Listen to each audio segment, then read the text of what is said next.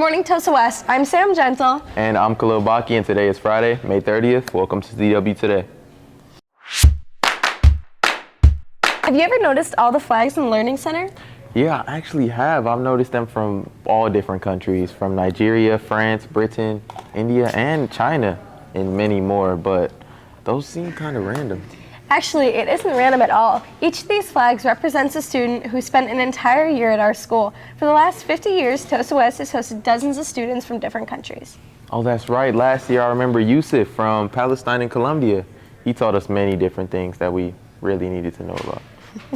These students were here as part of the AFS program and were hosted by Tulsa West families. Yes, and you can also host a student. Right now, the AFS program is seeking families to host an exchange student at Tulsa West. And if you are interested in more information, see Mr. Lazarski. Let's learn more about the AFS and hosting an exchange student.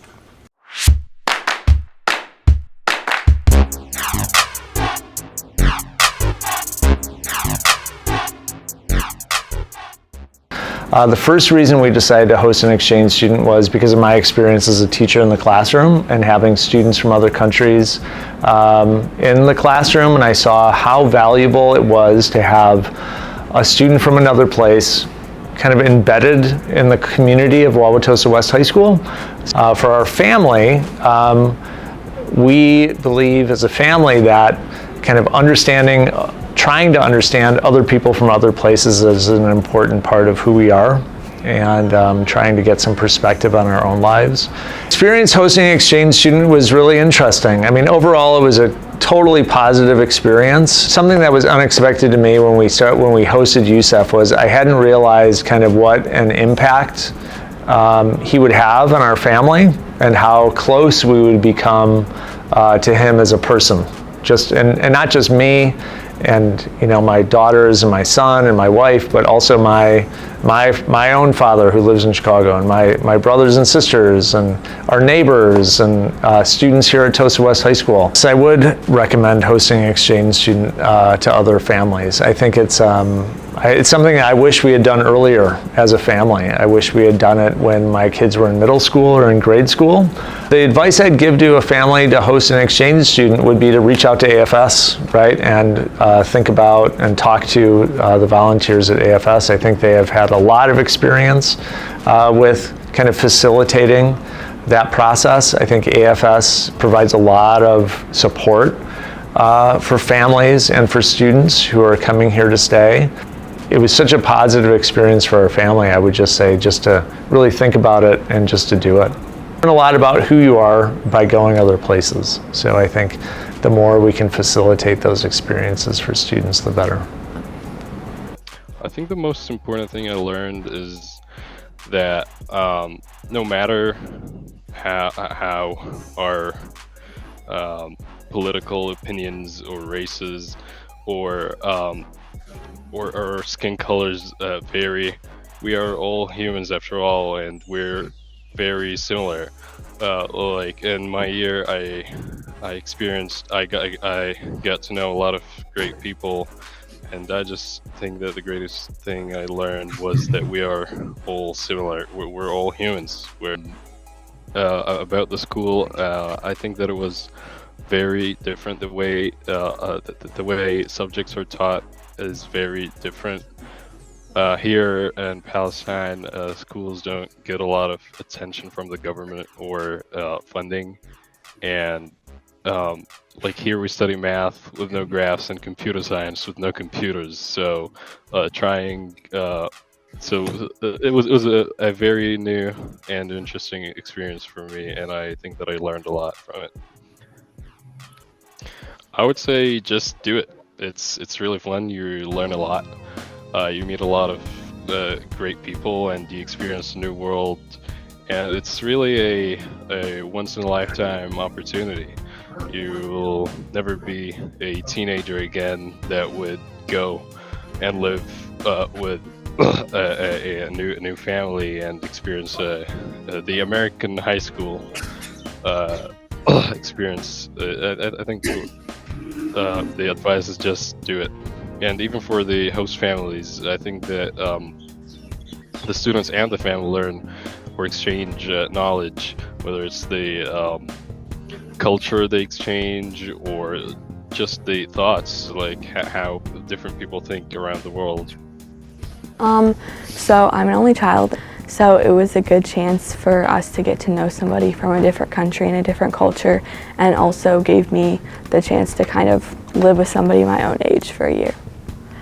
We had a really good experience. The exchange student that we hosted, she was from Germany, her name was Helena, and she fit in super well with our family because she enjoyed a lot of the same activities as us.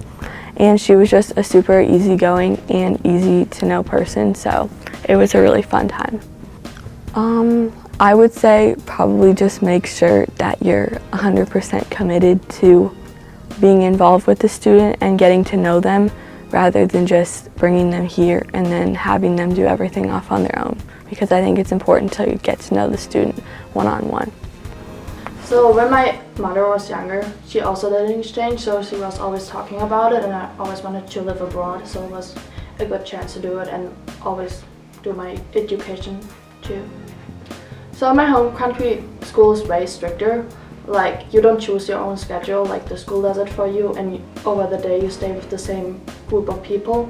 And here I can choose my own classes, and like I move rooms. It's a great experience. Like, you learn so much new about yourself and like about different people and the culture.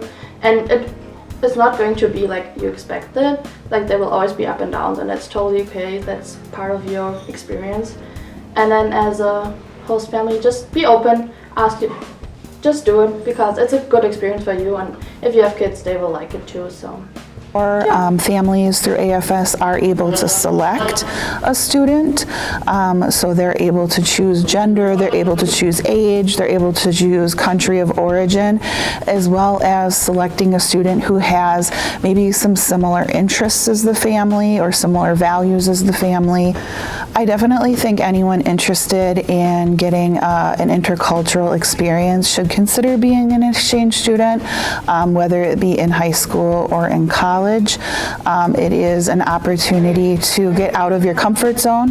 It's an opportunity to learn about another language, another culture, another way of life, and it really opens the door to being a more adjustable and well-rounded individual, as well as a more compassionate and knowledgeable person, so that moving forward into a career path, whatever career you choose to do, you have some really unique skills that not everybody is able to bring to the table.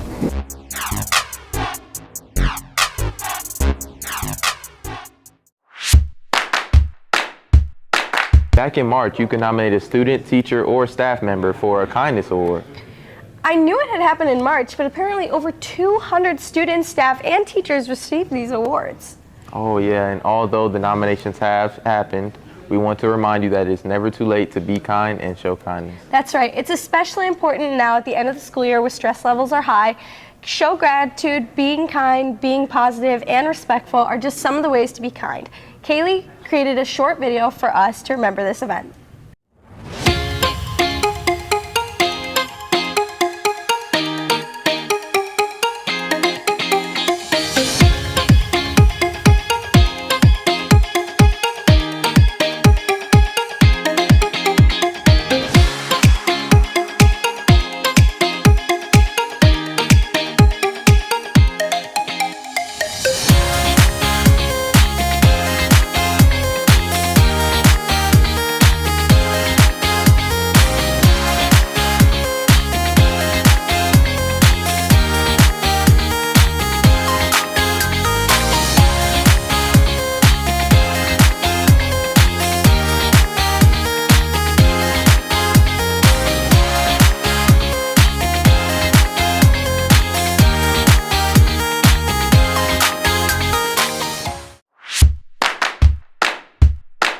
All students enrolled in American Public Policy, or APP, participated in the annual issue fair. Yes, students were able to pick a topic that can be solved by creation, modification, or the elimination of a law. and they wrote a paper about it and presented their topic at the issue fair. Over 200 students presented their topics to 80 community judges last Wednesday. Yes, and Cody, Spriggs, and Declan Freeborn went out to take a look. Let's go see.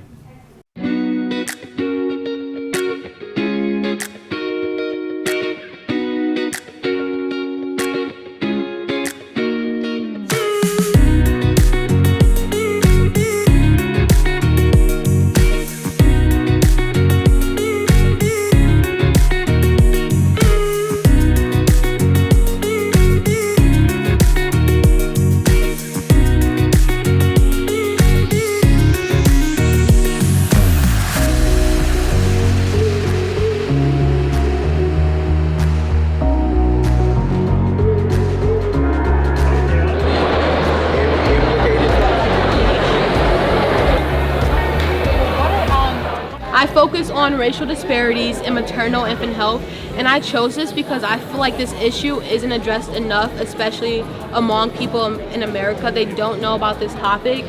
Racial disparities is something that affects all of us, not just one singular group. Mothers of color are at a disadvantage in the healthcare, and I think that is something that needs to be addressed and it needs to be talked about. I chose CNA shortage and burnout, and I chose it because I'm going to go into the medical field, not necessarily CNAs, but when you go into the medical field, you have to think about every single medical job that is done. I did the American gun laws here in the United States, and I did the existing policies about the 1994 federal assault rifle ban and the Brady handgun. I focus on how, although we're called the oldest democracy in the world, we're kind of shifting towards an oligarchy. We just have so many like billionaires and tech moguls and people giving the government money. Focused on marijuana regulation, and that's because I see a lot of marijuana use in the community nowadays, way more frequent than back in the day. A lot of different topics, some that I wouldn't have chosen, but I really found interesting. One girl had a great poster board, and she created a website too, so that was really something. The best years I've seen in the 7 years I've been doing this. The presentations are much higher than I've seen in the past. The dedication on the topics and the understanding of the topics have been better than I recall in the past years. I thought the students' preparation and their awareness and knowledge of the topics that they were discussing were both really impressive.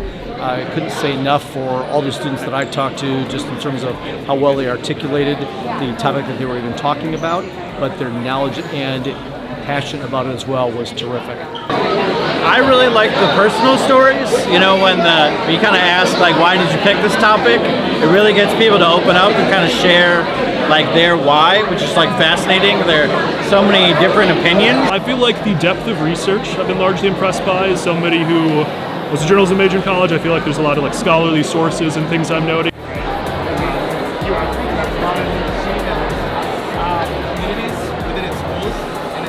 I proposed a training called the Equity and Bias Awareness Training, and what this would do is that would make all colleges or universities offering medical programs to have this class that makes people have equity and bias awareness, and that they will have to be required to pass this class before they continue to the professional level. I'm proposing tighter restrictions on like what money can be taken, where it can come from, stuff like that. Not banning where it can be taken from, but tracking it instead. Is that why ban firearms towards the public, and why can't we all just have a case to make it safer home and a safer community? I'm proposing that we tax marijuana and marijuana related businesses in order to discourage people from using and distributing marijuana.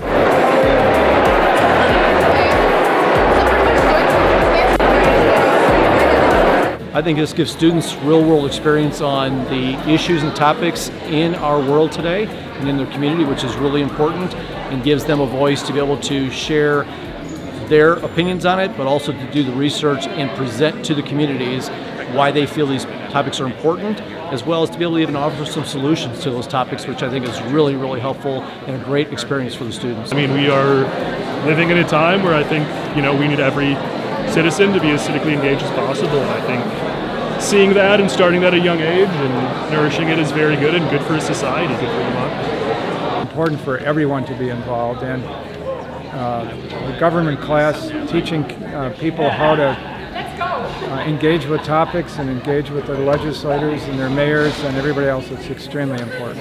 Speaking and integrating with adults is very important. Being able to articulate your ideas and defend your positions are things you need in the real world on a daily basis. I mean, I think it's all about critical thinking, right? It's about learning about a topic, trying to figure out ways to fix it, understanding like who's in charge of it, right? There's a lot of like deeper thought that goes into things.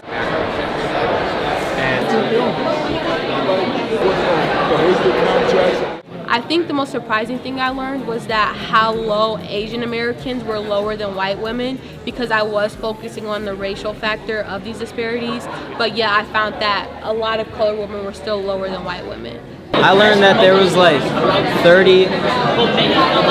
there's like a different policy in every single state concerning marijuana, and I realized like how much of a patchwork these laws are and how sloppy it really is.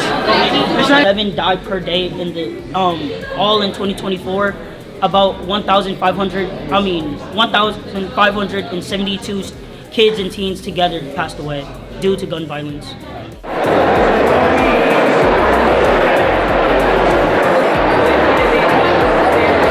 What I really like best is that it gives me confidence that as I leave government, there are going to be young people coming in who care as much about it as I do and have great ideas. I just appreciate being here and being around all the students this evening. Very, very impressive, and it's really encouraging to me as a community leader to see the next generation being as engaged and aware of the issues that are out there.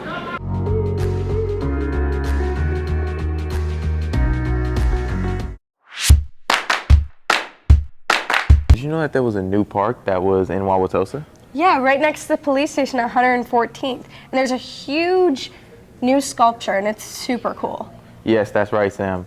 Danish artist Thomas DAMBO has made over 150 giant troll sculptures around the world. And the first one is right here in Wisconsin, in Wauwatosa. It's huge, made from recycled material and called Mama Rosa. It's so cool. Yes, Ali, Calista, Kat, and Ciara went out to the park to find more about this project.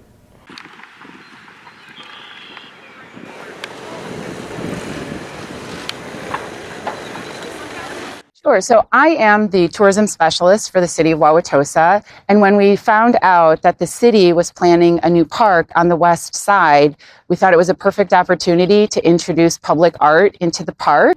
So we did our research and found that Thomas DAMBO, who is an international artist from Denmark, does recycle art. So he creates incredible, crazy, beautiful, whimsical troll sculptures out of recycled materials, and we thought it was a perfect fit for the city's new park. So public art access does a tremendous amount to increase the value of communities. There's a sense of pride, there's a sense of identity. There are elements from the city of Wauwatosa that have been incorporated into the sculpture. The majority of the wood being used to build the troll comes from Wauwatosa trees that have come down from our urban forest. So there's a lot of ties to the community and to the city. Plus, it's free. You know, you're allowing residents, visitors, anyone to come and experience art in a way that they may not have access to in, other capacities. If you don't have the ability to travel, if you don't have the ability to pay fees to access museums or things like that, public art gives that to you. It opens up a whole world of exposing people to new ideas and new culture, and really starts to expand people's ideas of what art can be. The park has been completely funded by I think close to $5 million in grant money, which is a tremendous asset for our community. It means our taxpayers have not had to pay to build this incredible resource. Plus, it drives visitation to our community. There are a lot of Thomas DAMBO fans around the world, and they will travel to come see his sculptures. So it brings people that spend money in our community and add a lot of economic impact to the neighborhoods.